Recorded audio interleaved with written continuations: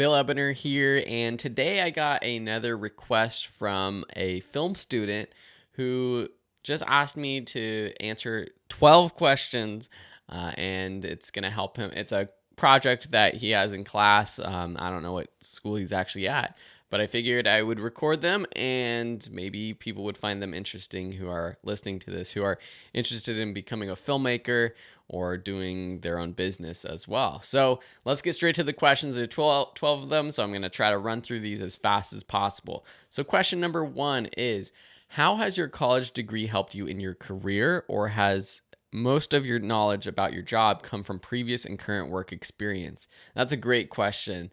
So my college career was great. I loved going to class, being with people who were interested in the same field.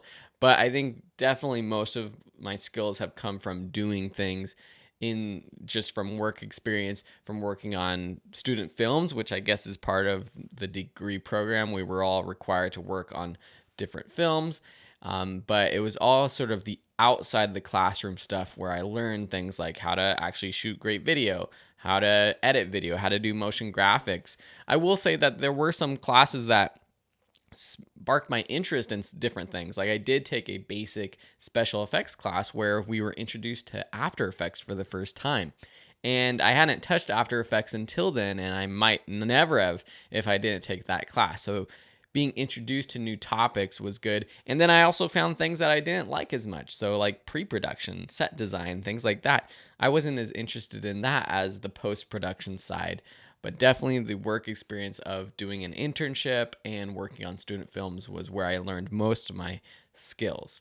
Question number 2 is, what steps did you take to gain job experience while you were working towards your degree? Okay, so kind of the similar answer. I had multiple internships.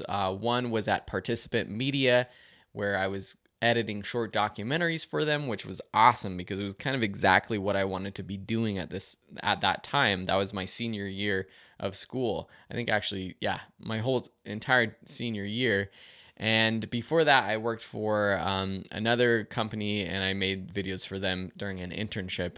So definitely trying to find work outside of the classroom and even outside of school. I was working on projects just for fun on my own. And I think that's what led to a lot of my success and other people in film school with me. The people that were most successful were working on projects outside of the classroom for themselves to build up their own portfolio. Question number 3. Is the career you have now the one you intended to have after you graduated from college, or did a series of jobs lead you to this position? That's another good question. So I think after college, I thought that I was going to go down the path of being an editor, but in the traditional sense of a video editor, maybe doing TV, film, or even just trying to find specifically documentary work.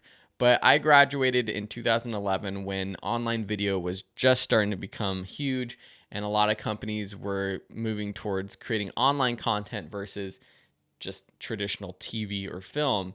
And so I quickly found out that there were a lot of job opportunities for creating online content. And that led me to working at a school where I was in their media department.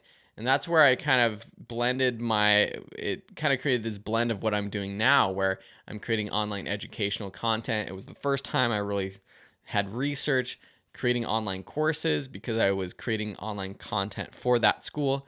And then I went from that school to University of California at Berkeley, where I was making video content for them. And I continued just to work with education and video. And it was just this awesome sort of thing where you can teach and educate the world with video. And that's when I continued to create my own online courses. And now most of what I do is creating online courses and helping other people create online courses using video as the main sort of medium or form of media. And I still do some commercial work as well, but not as much. And then I also like to do my own documentary work on the side, but that's more for my own passion, for my own projects, which is a good thing because what I realize is that I didn't like working for other people that much in terms of having a regular 9-to-5 job it's necessary. It might be necessary when you're starting out, you're getting out of school, paying off your student loans. But if you can sort of build your own company, you have a lot more freedom and flexibility that way. I think we're going to talk more about that later in some of these other questions. Number 4 is, if you have applied for jobs regarding the positions that you have taken, describe the interview process. Why did you think you were hired over the other candidates? Oh, this is a really good question. All these are great questions. So I've done a bunch of different interviews, and some were very different than others. Some were for like video production companies where it was very laid back. I went into their studio. They asked me about my work experience, about what I did. Other times it was more of not a traditional interview, but I had friends who were working on projects and they needed an editor or someone to help with camera or whatever. And they just knew from my previous experience that I had the expertise or the experience doing it. And so they kind of gave me a recommendation, and maybe the director would call me and say, hey, like, we're looking for someone to come onto this project. Would you be willing? Can you just shoot over some sample projects? Maybe your highlight reel or just some projects similar to this so that we can see what you've done in the past. And then I've also applied for more traditional jobs, like at the University of California, Berkeley. I had to go through a number of interviews, and it was kind of that traditional, you go in, you meet with the boss, you talk about your past experiences, and it's not only geared towards your film experience, but just how you work with other people and that kind of stuff. What set me apart for all of these jobs that I got was having a portfolio that showed work that I did and having it easy for them to access. So having a website where it had my highlight reel or multiple projects that I worked on was really good.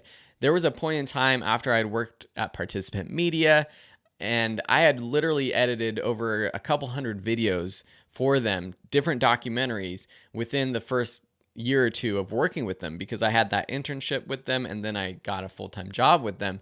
And so going into my next jobs, I was able to show them my portfolio and say, hey, look at all these different types of videos that I've worked on. And that's really what set me apart. I remember being up in Berkeley before I got the job at the University of California. I went in for an interview at an ad agency, and we got along right away, but I pulled up my laptop and I just clicked on my portfolio and showed them I had worked on some projects that they were wanting me to help out with, similar to like kinetic typography and motion graphics and that kind of stuff. So having that really helps too. Question number 5 is, how important are verbal and written communication skills in your job? Currently, because I work for myself, I don't have to communicate with bosses or peers that often, but communicating with, external partners, it's so important. And I think when you're working on a film team, it is so important to have communication skills. And I'll be honest that it's not one of the things I'm most comfortable doing. I grew up in this era of connecting through text messages and email and social media. And so meeting face to face, talking to people on the phone has always been a struggle for me, if I'm completely honest. And so I still like doing things via email, and that's just my personal style. And so sometimes I'm on a project where the director wants to get on the phone with me, walk through a lot of things, but what I want is just a list of notes. I want him or her to write down a list of notes so I have specifics, rather than, the director just saying, oh yeah, I feel like this isn't right. I feel like this isn't working. But of course, at the end of the day, they're the boss. It's their project. And so you have to be flexible in terms of how you communicate. And definitely, I think being a sociable person is a good thing. Just being friendly, being happy and outgoing. I know from being someone on the other side of the interview table, where I've helped interview people for positions at the companies I worked for, and now having my own business and hiring people to help me out.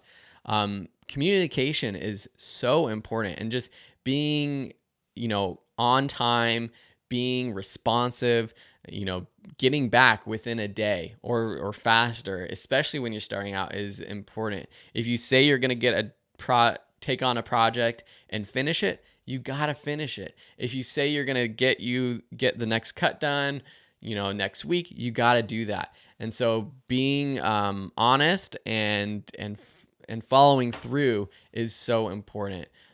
So definitely, I think verbal communications is important. And in terms of written communication, being able to clearly write what you want, what your expectations are, and respond to those questions via email or whatever is so important too. Question number 6, throughout your career, how have you had to adapt to communication and technological changes? I guess that's kind of similar to my last answer, where nowadays we are using more of social media to communicate, using different applications like Asana or Trello to work on projects together. These are sort of task management applications. Different companies use different ones. And so you have to be flexible and sort of know how to learn fast, know how to learn things on the fly so you can use whatever sort of form of communication people are using. Using Slack boards is something that I've used too. So these are all great changes that make working easier. It can also make it a little bit confusing. Another thing that has changed a lot, even since when I graduated in 2011, is that because internet speeds are faster and because people around the world have access to the internet and are learning new things, you have a worldwide pool of potential partners for your projects. And so you can hire people, around the world to help you out. I remember when I was in film school, I studied abroad in Germany, and we were partnered with a German film student who actually, they were music production students, and they worked with us on our documentaries that we did during that program. And so they made the music. And I remember after that, when I came back to the US, I did another student film, and I wanted that German music producer to make the music for me there.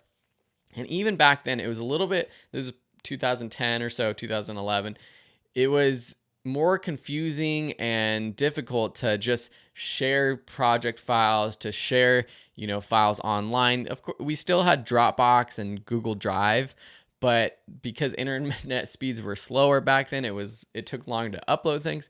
Now, when I made a recent documentary, I was working with a music producer up in San Francisco, and we never met in person, but everything we did was communicated either via Skype or email, and we just shared files online. And so that has completely changed how we make films. You no longer have to be in the same room to be editing or working on a project together. And they're coming up with things now that are even more advanced, like Adobe Premiere Pro has team projects where you can actually work on a video editing project together. So that's pretty cool too. Okay, question number 7. Let me try to get through these quicker. What are the most rewarding parts of your job, most challenging? Well, currently, I think one of the most rewarding things is because I teach online courses, I'm able to connect with people all around the world. Literally, hundreds of thousands of people have enrolled in my courses and have seen my videos. And I hope someday to continue to make my own documentaries that also get to reach people around the world. But right now I'm doing that mostly with my online courses. But hearing from people who have learned from me, who have learned skills, who are advancing in their own careers, that's what's most rewarding for me. I've been able to build this lifestyle and this career where I am making enough money to not worry about paying the bills anymore, which was really different from when I started. When I started, I was super stressed all the time about paying bills, paying my student loans, and all of that kind of stuff. And so I think nowadays what's most rewarding is just being fortunate enough to have my own schedule, to run my own business, to have built it to a place where I'm relatively comfortable. Of course, I'm still growing and I'm still trying to figure out how to grow the company and make it better and make sure that it lasts a long time. But it's just awesome knowing that I can work for myself and make an income, and I don't have to depend on someone else. And ultimately, I'm my own boss, and so I have to work hard to make the money that I earn, but it's up to me at the end of the day. I'm not dependent on anyone else. And personally, I like that. Question number 8, typically how many hours a week do you spend working? I probably work about 40 hours, maybe 35 to 40. And this is something that personally I think is important to set those boundaries. A lot of people in the film industry in particular work longer hours, or they work different hours. So they're going to be working at nights, they're going to be working on the weekends. I got married when I was 25. 25, 26. And so in 2015, and at least compared to a lot of my friends in the film industry, I was kind of young. It was kind of early to get married, but that's just that's a part of my life that I love. I love spending time with my wife. I don't want to have to work in the evenings or on the weekends. I like having that time for family and for friends and for enjoyment. So I've set those boundaries so that I don't pick up the phone after 5 o'clock. Typically, of course, if it's like a good friend working on a project or something like that, I'll try to answer it and help out. But I'm not going to take on many projects that are in the night or on the weekend because I like having that time for myself and for my family. And so, yeah, I guess that kind of is going on a tangent, but about 35 to 40 hours. When I started, though, I was working probably 60 to 70 hours a week because I had full-time jobs, and then I was building my business on the side, doing other things like wedding videography and freelance work too. Question number 9, do you or your employer support continuing education for employees? Well, I am the only employee of my business, full-time anyways, and since it is an educational business, I am always trying to learn things myself. I'm always watching tutorials, taking classes to improve my skills, to make sure that I'm up to date on things like latest video editing and motion graphics techniques. I know that I'm still at the very beginning of my career, and I know that I have to continue to learn those things to stay relevant. So definitely, I support that. Question number 10, what are opportunities for advancement? Is further education needed or desired to be promoted? This is one thing in the film industry that I don't think that a master's degree which is for me the next level, or a doctorate, is necessary at all. In the film industry and just more in creative fields in general, it's all about your portfolio and actually, having that experience yourself, the real world experience. So I've never found, no one has ever gotten a job in the film industry just because of a master's degree that I know of. Of course, maybe that's happened in the past, but I don't think that's going to be true for many jobs. It's all about your actual experience. And so I don't necessarily suggest going to get your master's in hopes of getting a better job. Get your master's degree for yourself, for pure enjoyment of it, but it's not necessarily going to advance your career more than just creating more films, working on projects yourself. Question number 11, what is your advice for a college student on the same career path? Just going back to things I've already mentioned is just work on projects yourself, not just working on other people's projects, but create your own films. Understand and learn the entire process from coming up with a video concept, both narrative and documentary, commercial, music, event, everything. Do it all. Learn the entire process, filming it, shooting it yourself, editing it yourself, distributing it yourself, using social media to share it to the world, building a website so that you can promote your projects, doing all of that, because all of those skills are so important. And you'll find a lot of job opportunities, not necessarily within the film industry, but because video is so important for companies nowadays. Every company not every company, but many companies are hiring people on their team who can create video content. And so you might find yourself working for, just a non-related type of business, not a film company, but you'll still be creating films, you'll still be creating videos, And if you can wear many hats and you are good at the entire process, you're going to have a lot of success and be much more valuable than someone who just directs or someone who just edits or someone who just knows how to do music. You want to learn all of that. So, and you do that just by working on many, many projects of your own and also with friends. I think your 12th question kind of is similar. What advice would you give to students preparing for this type of work? And this is your last question. Surround yourself with friends who are passionate too. I found that working with my friends on projects when we graduated was a good idea because your friends are on the same journey. And as they grow in their career and advance, they're going to bring you along. And that's what I found is, my friends who are in the film industry, who are doing great work, they'll bring me along. They'll hire me to do work with them. And if you are kind of in a silo by yourself, you're going to have less of a chance of finding consistent work afterwards. And that's my other piece of advice too, is after you graduate, when you're finding your first jobs, it's fine to go on Craigslist and to find all of these one-off jobs just to try to get work and build your portfolio. But what you might want to consider is looking for companies, looking for small production houses that need a particular skill set. And they will be able to provide more consistent work because they are working with the client. And I guess what I'm trying to say is that when you're a freelancer, half of your work is just trying to find the next job. And that can be really tiring after a long time. But if you work with other production companies, say for my example is that I'm a video editor and that's my expertise.